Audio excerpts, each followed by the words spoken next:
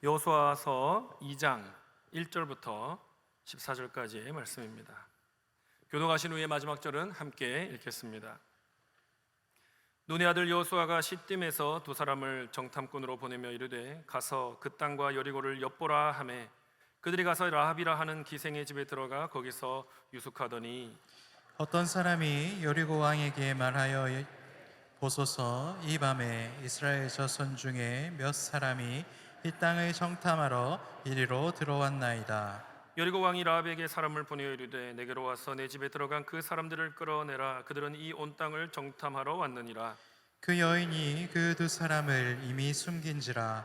이르되 과연 그 사람들이 내게 왔었으나 그들이 어디에서 왔는지 나는 알지 못하였고 그 사람들이 어두워 성문을 닫을 때쯤 되어 나갔으니 어디로 갔는지 내가 알지 못하나 급히 따라가라.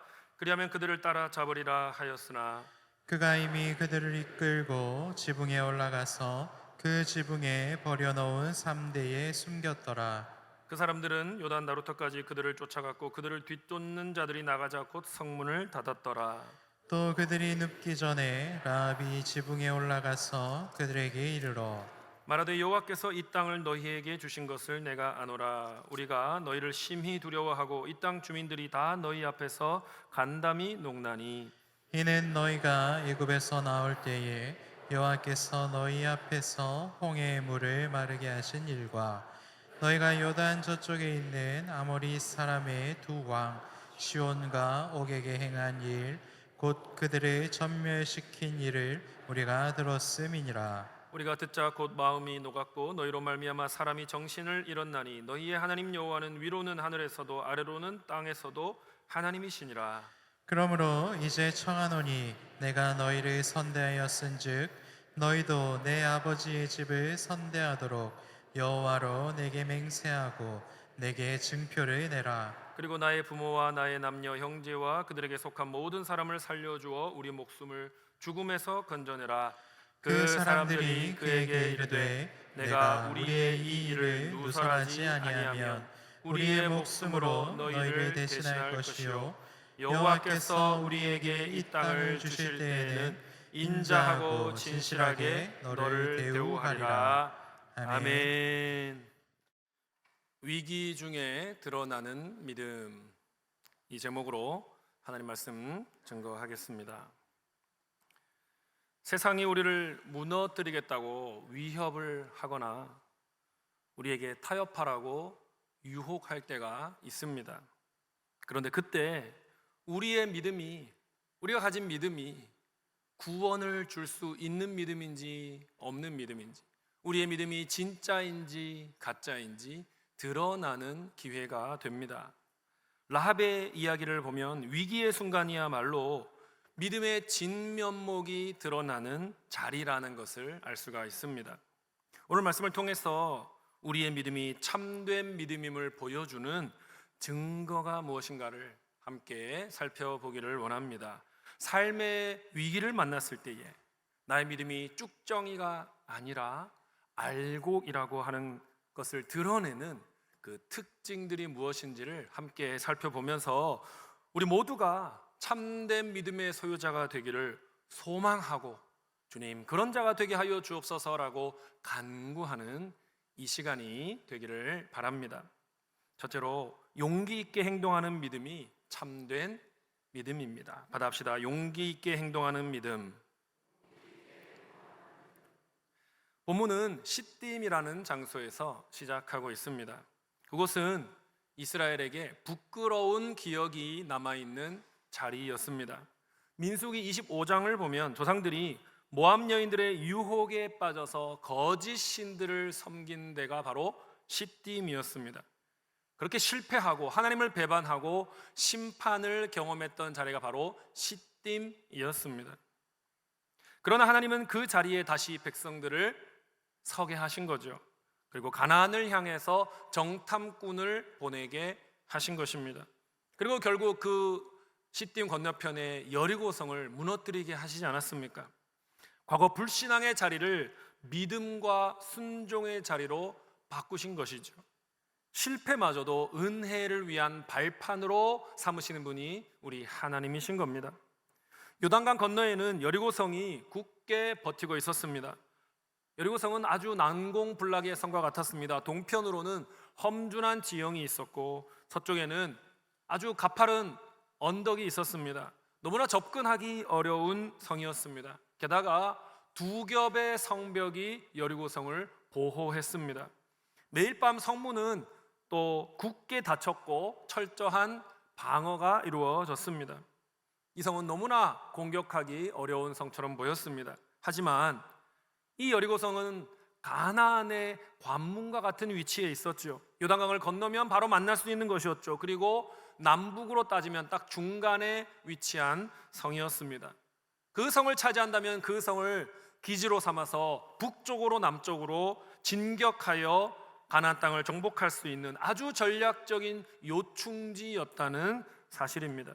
여리고를 점령할 수만 있다면 약속의 땅 가나안 전부를 정복하는 일에 큰 도움이 되고 탄력이 붙게 될 것이 분명했던 것입니다.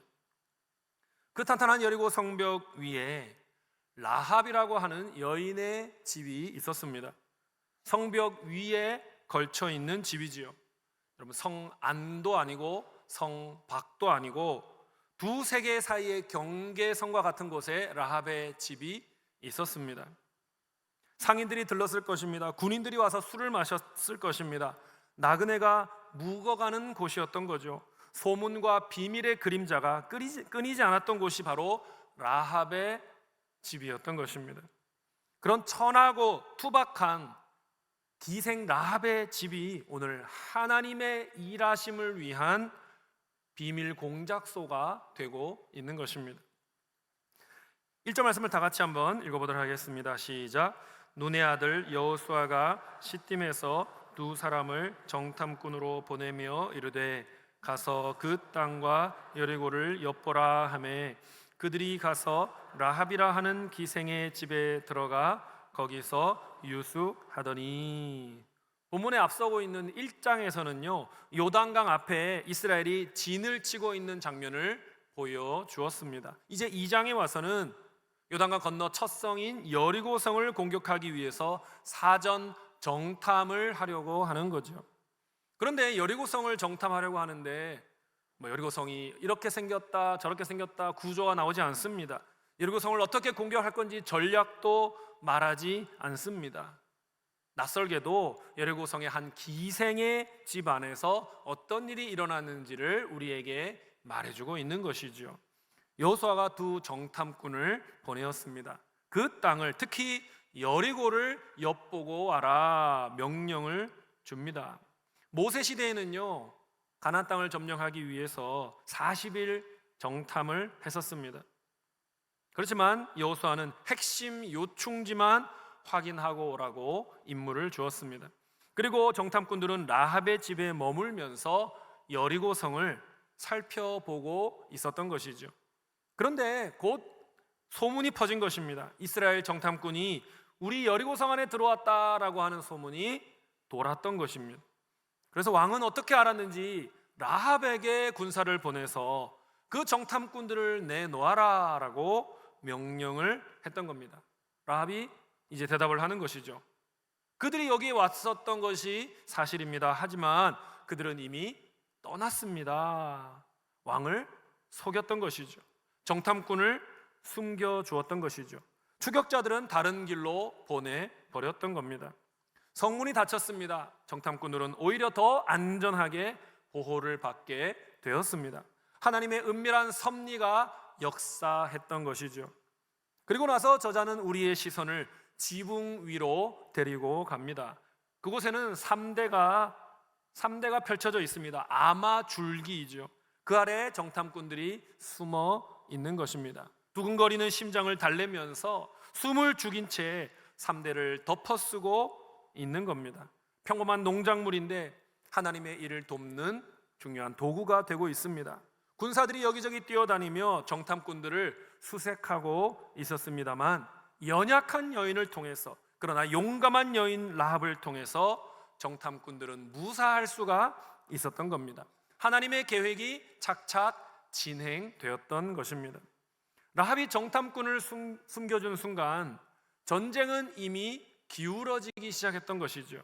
여리고 성벽이 여전히 버티고 있었지만 라합의 용기 때문에 성벽의 균열이 사실 가고 있었던 겁니다. 라합은 왕을 따르지 않기로 결정했습니다. 왜냐하면 더 큰 왕이 계심을 알았기 때문이죠. 하나님께 충성하기로 라합은 결단한 것입니다. 그리고 낯선 자들을 위해 목숨을 걸었던 것이죠. 그녀는 자기가 믿는 바를 용기 있게 행동으로 나타냈습니다. 그리고 라합의 그 행동으로 인해서 전쟁의 승기가 하나님 편으로, 즉 이스라엘 편으로 기울어지게 된 것입니다.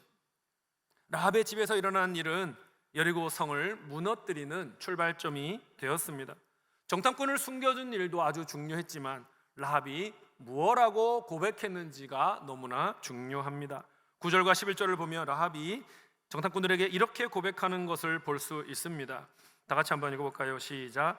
여호와께서 이 땅을 너희에게 주신 줄을 내가 아노라.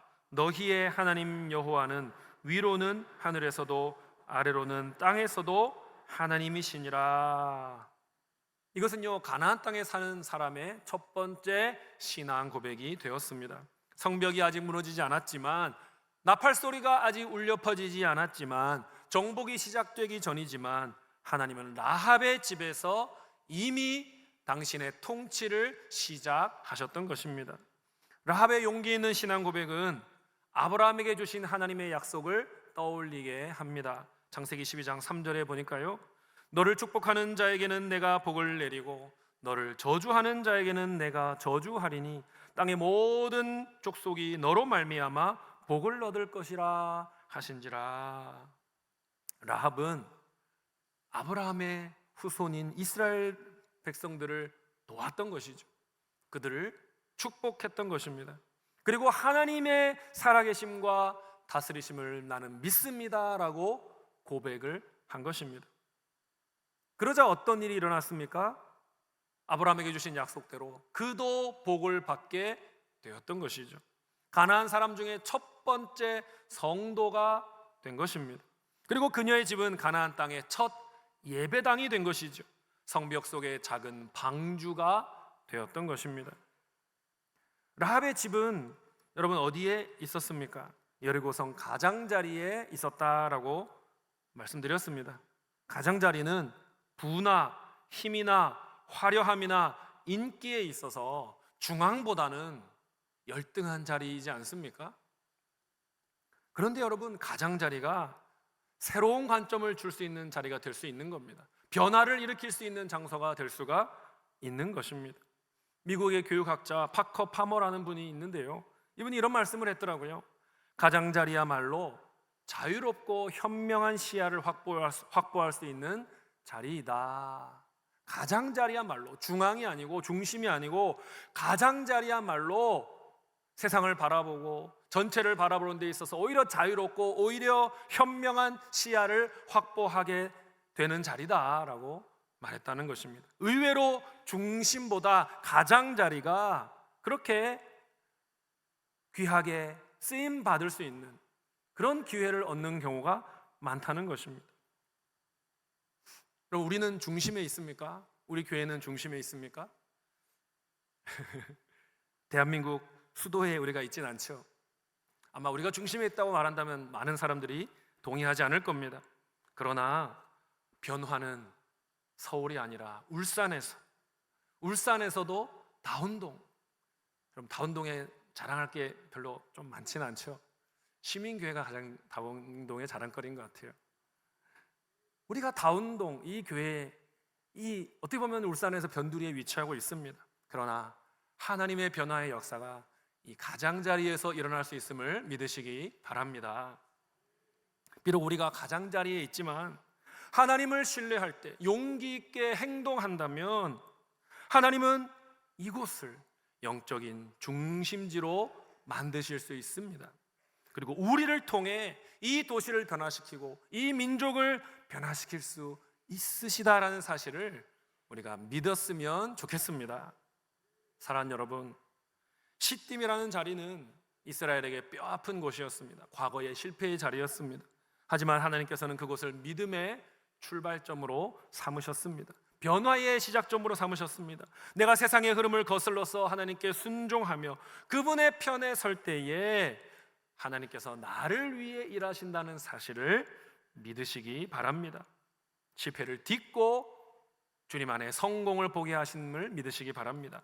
또한 하나님께서는요, 여리고성을 정복하시기 위해서 궁궐에 있는, 왕궁에 있는 그런 사람을 들어 사용하신 것이 아니라 성벽 가장자리에 사는, 어떻게 보면 낮고 천한 기생 라합, 약한 여인을 들어서 구원을, 정복을 시작하셨다는 것입니다.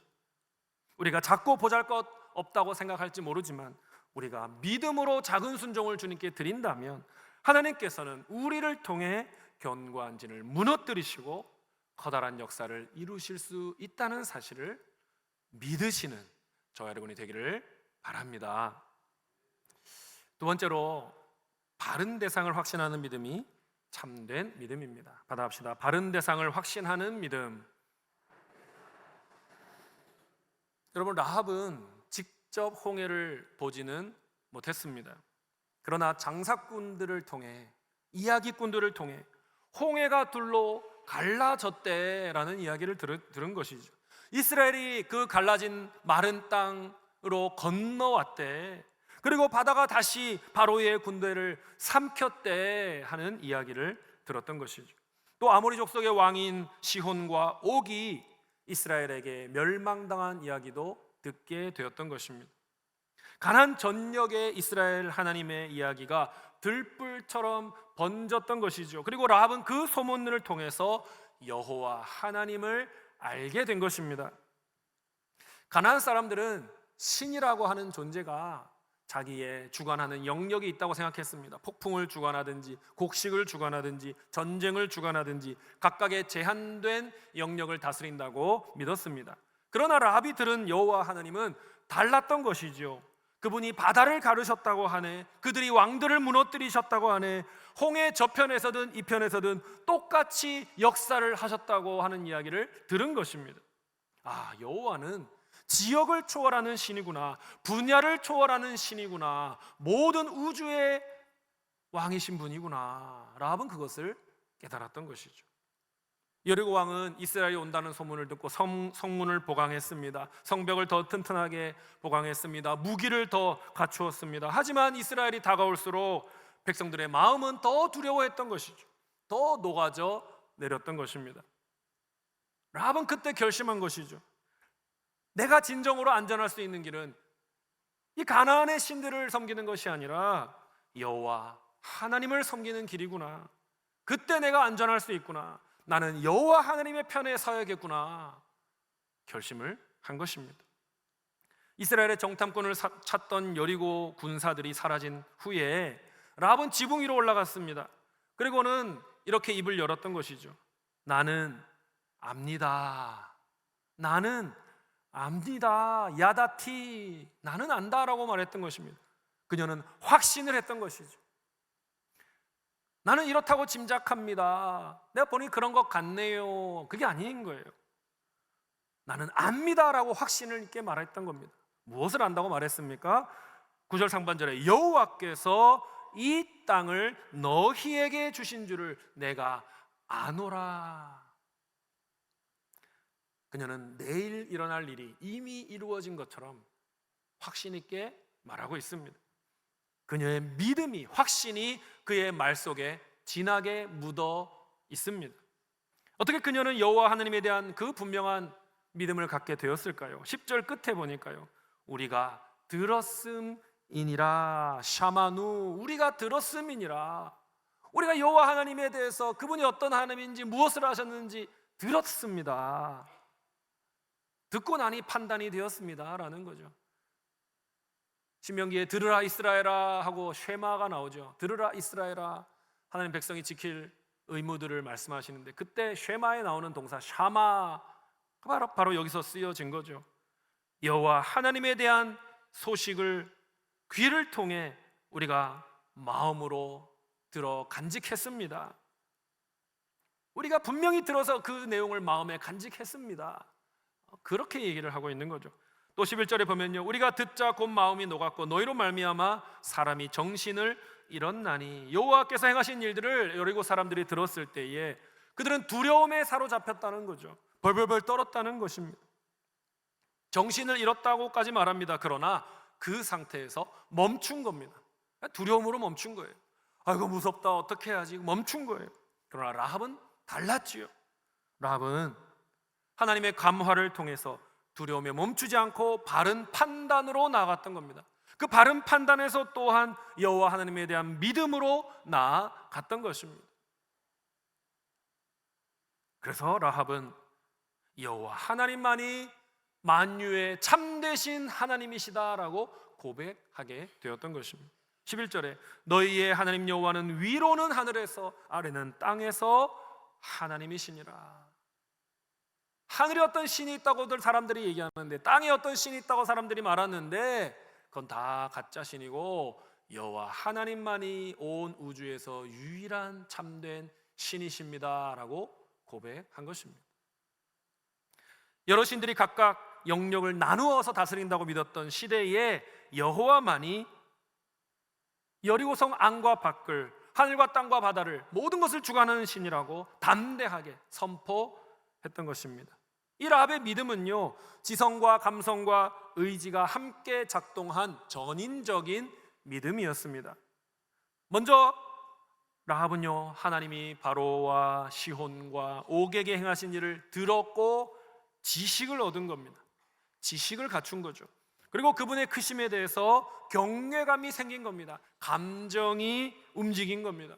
마지막으로 여호와를 참된 하나님으로 인정하며 그분만을 따라가기로 결정한 것입니다. 의지가 작동한 것이죠. 그렇게 지식과 감정과 의지가 어우러져서 라합은 여호와 하나님의 날개 아래로 들어가야겠다는 확고한 믿음을 고백하기에 이르렀던 것입니다. 여리고 사람들도 여호와에 대한 소문을 들었습니다. 하지만 두려워했지만 그것을 사실 대수롭게 여기지 않은 거죠. 진지하게 여기지 않은 거죠. 그러나 라합은 들은 것을 마음에 새겼던 것입니다. 묵상했던 것입니다. 진지하게 받아들였던 것입니다. 그 결과 미래를 바르게 내다보고 올바른 결단을 할 수 있었던 것이죠. 인생은 B와 D 사이의 C다라고 말합니다. B는 birth, 탄생이죠. D는 death, 죽음이죠. 탄생과 죽음 사이의 C, 뭡니까? choice, 선택인 것입니다. 우리의 인생은 태어남과 죽음 사이의 선택의 연속인 거죠. 그러나 그 중에 가장 중요한 선택이 하나님을 선택하는 것 아니겠습니까? 라합은 하나님을 따르는 올바른 선택을 한 것입니다. 그리고 그 믿음의 결단이 자기 자신과 가족을 구원으로 이끌었던 것이죠. 웨스트민스터 신앙고백 14장 2항에 보니까요, 길게 설명이 되어 있습니다만 이렇게 요약이 됩니다. 구원에 이르게 하는 참된 믿음은 하나님이 계시하신 것을 참된 것으로 믿고 행동하는 것이다. 우리 신앙의 선배들도 믿음은 그냥 믿는 것으로만 그치는 것이 아니라 그것이 행동으로 이어지는 것이다라고 분명히 말했습니다. 라합의 경우와 같이 믿음이 순종으로, 고백으로, 의존으로 이어질 때 그 믿음은 구원 얻는 믿음이 된다는 것이죠. 참된 믿음이 된다는 것입니다. 사랑하는 여러분, 라합은 다른 여리고 사람들처럼 소문을 흘려 듣지 않았습니다. 들은 것을 마음에 새겼습니다. 지식으로 담았습니다. 경외감을 가졌습니다. 그리고 의지적으로 결단했습니다. 여호와 하나님만이 유일한 신이심을 고백하며 그분의 날개 아래로 내가 피해야겠다라고 확신했던 것이죠. 그리고 이 확신이 그녀와 그녀의 가족을 구원으로 이끌었던 것입니다. 복음을 들을 때에 흘려 듣지 마시고 마음에 새기시기 바랍니다. 확신을 가지고 주님을 따라가시기 바랍니다. 그리할 때에 여러분과 여러분의 가정이 하나님 주시는 구원을 누리고 복을 누리게 될 것을 믿으며 나아가시기를 바랍니다. 셋째로, 생명 구원을 위해 희생하는 믿음이 참된 믿음입니다. 받아갑시다. 생명 구원을 위해 희생하는 믿음. 라합이 정탐꾼에게 이렇게 얘기합니다. 너희를 내가 보호해 주었으니 너희도 나에게 대가를 지불해야 되지 않겠느냐라고 말하는 거죠. 12절 말씀을 같이 읽어봅시다. 시작. 그러므로 이제 청하노니 내가 너희를 선대하였은즉 너희도 내 아버지의 집을 선대하도록 여호와로 내게 맹세하고 내게 증표를 내라. 라합이 요구한 맹세의 그 내용이 무엇입니까? 13절도 같이 읽습니다. 나의 부모와 나의 남녀 형제와 그들에게 속한 모든 사람을 살려주어 우리 목숨을 죽음에서 건져내라. 라합이 살던 그 시대를 고대 근동이라고 부릅니다. Ancient Near East라고 하는데요. 고대 근동, 그 시대에는 개인의 정체성이 가족 공동체와 아주 끈끈하게 묶여져 있었습니다. 가족은요, 오늘날 같은 핵가족이 아니었지요. 부모와 형제 자매와 때로는 조부모와 종들과 심지어 그 관련된 주변 사람들까지 다 포함하는 확장된 공동체가 바로 가족이었습니다. 그래서 그녀는 자신의 구원만이 아니라 온 가족의 구원을 소원하고 요청했던 것이죠. 여리고는 헤렘이라고 하는 철저한 멸망이 선포된 도시였습니다. 그럼에도 라합은 포기하지 않았고 절망하지 않았고 자기와 가족들의 생명을 하나님께 맡겨드렸던 것입니다. 사도행전 16장을 보면 베드로 사도가 고넬료 백부장에게 이렇게 선포했지 않습니까? 주 예수를 믿으라. 그리하면 너와 내 집이 구원을 얻으리라. 무엇을 알 수 있습니까? 하나님은요, 한 사람이 믿음을 가지고 또 헌신함을 통해서 온 그의 가족이 구원 얻는 것을 기뻐하시는 하나님이시다라는 사실을 보여주는 것입니다. 고대 근동에서 또한 맹세라고 하는 것은요, 신의 이름을 걸고 하는 신성한 약속이었습니다. 이것을 어길 경우에는 이 신의 저주를 받을 것을 각오한다라는 뜻이었죠. 라합이 여호와로 내게 맹세하라라고 요구한 것은 라합이 여호와의 권위를 인정한 것이지 않겠습니까? 이것은요, 더 이상 라합이 가나안 이방 여인이 아니라는 말이죠. 이것은 라합이 이스라엘의 하나님께 돌아온 자다라는 사실을 보여주는 것입니다. 라합이 하나님의 이름으로 자비를 구했을 때 그녀는 더 이상 멸망당할 여리고성의 백성이 아니라 이제는 여호와의 언약 공동체에 속한 자로 신분이 변화되었음을 보여주는 것입니다. 라합이 정탐꾼들에게 자비를 요청한 방식을 주목해 보시기 바랍니다. 12절 상반절 보니까요, 내가 당신들에게 은혜를 베풀었으니 이제 당신들도 내 아버지의 집안에 은혜를 베푸시겠다고 주님 앞에서 맹세를 하시고. 여러분, 라합이 지금 무슨 역할을 하고 있습니까? 여호와와 자기 가족 사이에서 중보자 역할을 하고 있습니다. 그녀가 베푼 헷세드의 은혜에 대해서 정탐꾼들도 헷세드의 은혜로 응답해 달라고 요청하고 있습니다. 그리고 라합이 요구한 데 대해서 정탐꾼이 답을 하지요.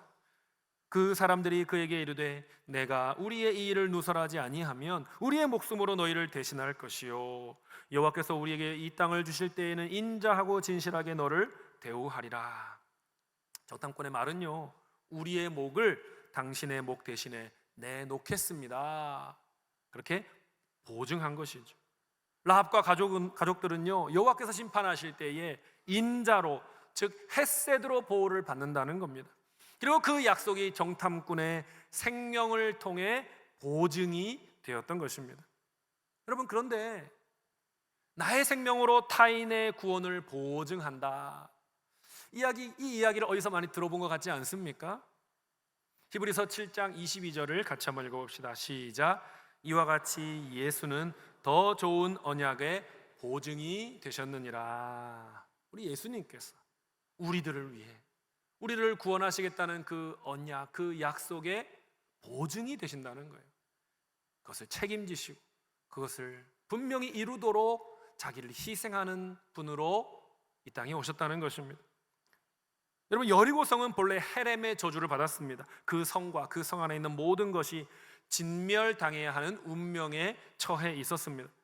그러나 라합과 그녀의 가족은 예외가 된 것이죠. 라합이 하나님을 믿음으로 언약 안에 들어왔기 때문입니다.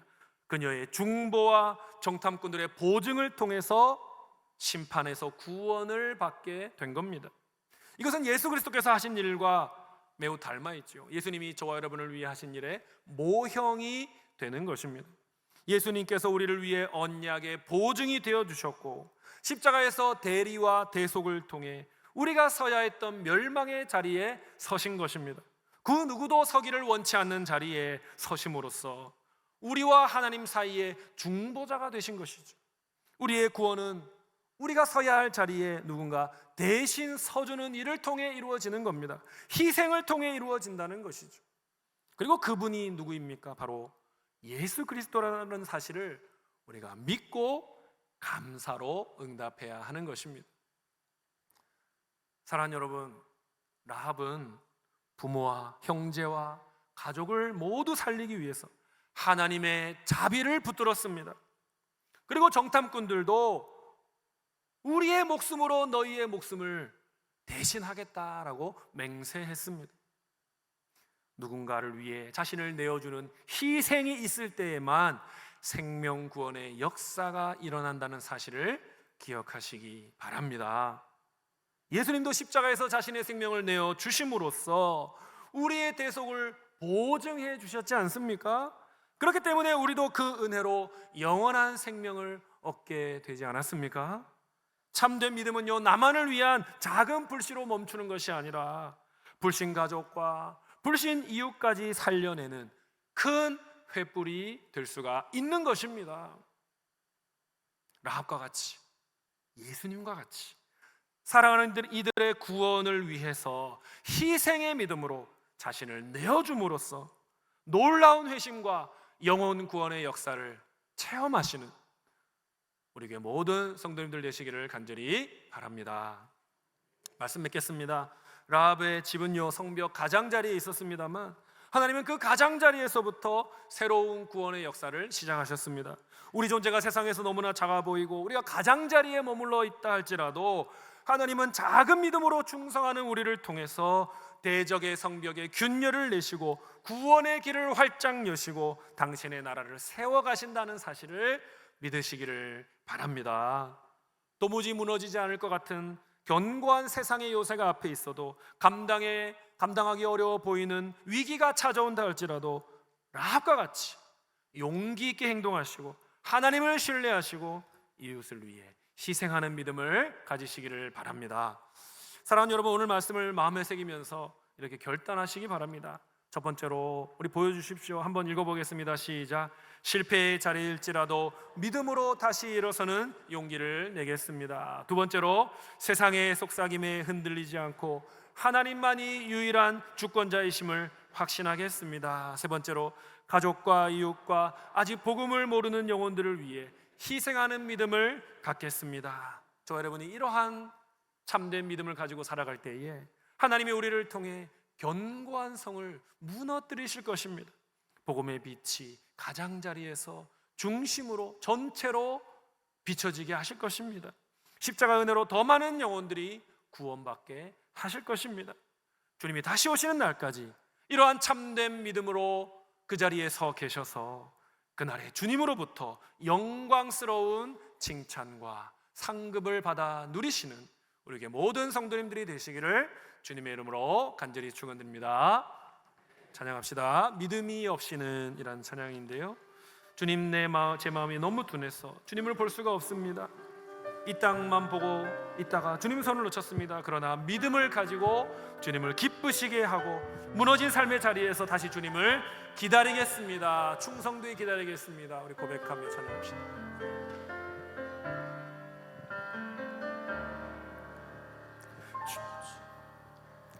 주님, 제 마음이 너무 둔해서 주님을 볼 수 없습니다.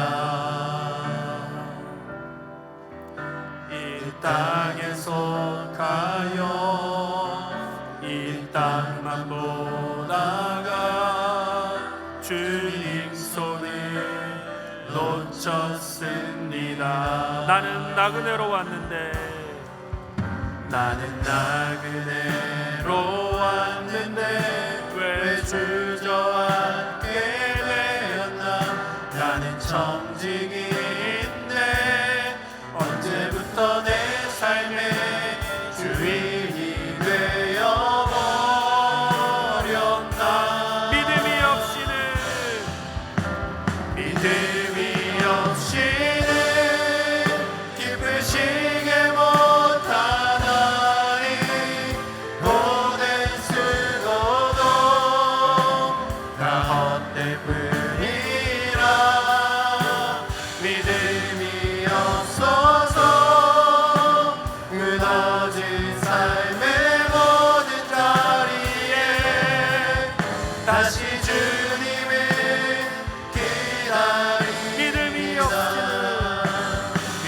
믿음이 없이는 기쁘시게 못하니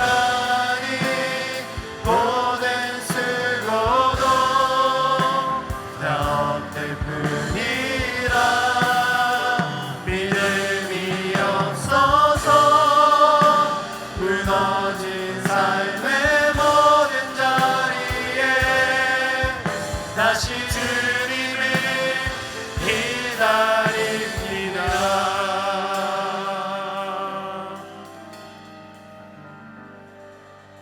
사랑하는 울산시민교회 가족 여러분, 말씀을 기억하면서 결단의 기도를 합시다. 앞에 기도 제목을 띄워드리겠습니다. 과거의 실패의 자리에서도 믿음으로 일어나서 용기 있게 행동하도록 도와주시옵소서. 세상의 속삭임에 흔들리지 않고 하나님만이 유일한 주님이심을 확신하게 하여 주옵소서. 내 가족과 이웃의 구원을 위해 희생하는 믿음을 실천하게 도와주옵소서라고 다 같이 함께 주여 한번 부르신 후에 결단의 기도 올려드립시다.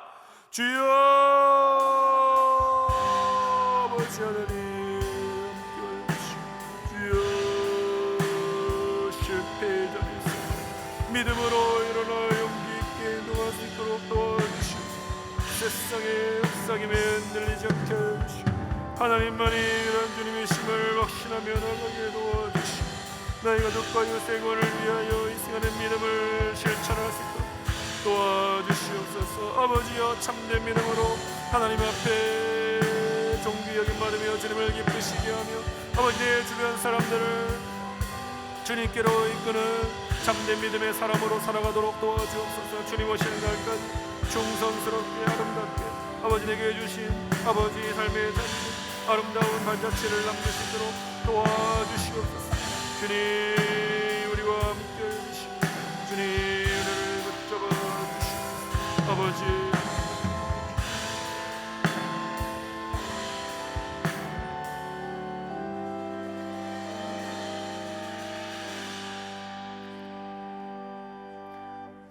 고마우신 하나님, 오늘 말씀을 통해 라합의 믿음을 우리에게 보여주시니 감사합니다. 세상의 압박과 타협의 유혹 앞에서도 흔들리지 않게 도와주시고 믿음으로 용기 있게 행동하는 자가 되게 도와주시옵소서. 실패의 자리에서도 다시 일어나게 하여 주시고 작지만 담대한 순종으로 나아갈 때 하나님의 일하심을 경험하게 하여 주시옵소서. 라합이 고백했듯이 오직 여호와만이 하늘과 땅의 참된 주권자이심을 확신하게 도와주시옵소서.